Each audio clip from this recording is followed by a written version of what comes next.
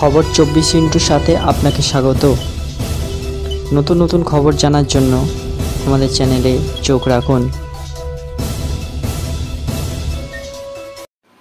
নমস্কার দর্শক বন্ধুরা, স্বাগত আমাদের এই চ্যানেলে।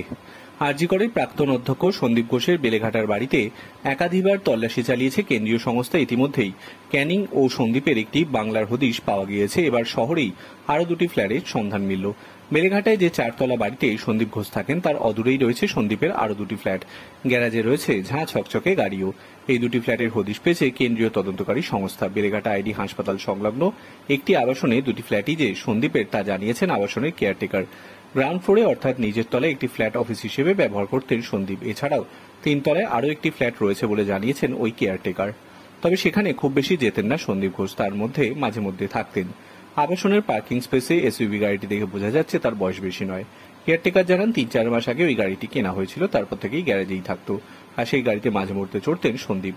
নতুন এই দুটি ফ্ল্যাটের বাইরে সন্দীপের নাম পরিচয় কিছু লেখা নেই, তবে গাড়িতে ন্যাশনাল মেডিকেল বা আরজি করের অনেকগুলি ব্যাজ রয়েছে। তদন্তকারীরা মনে করছেন পরিচয় আড়াই করতে এই ফ্ল্যাট নিজের নামে লেখেননি সন্দীপ। নতুন করে হদিশ পাওয়া ফ্ল্যাটটি সন্দীপের বাড়ি বালাজি নিবাস থেকে পায়ে হাঁটা দূরত্বে। এত কম দূরত্বে এতগুলো বাসস্থান কেন ভাবাচ্ছে কেন্দ্রীয় এজেন্সিকে। এছাড়া ক্যানিংয়ের বাংলাতেও মাঝে মধ্যে যেতেন সন্দীপ ঘোষ। সেখানে রয়েছে বেশ বড় বাগান এবং একটি সুইমিং পুল। Bureau report.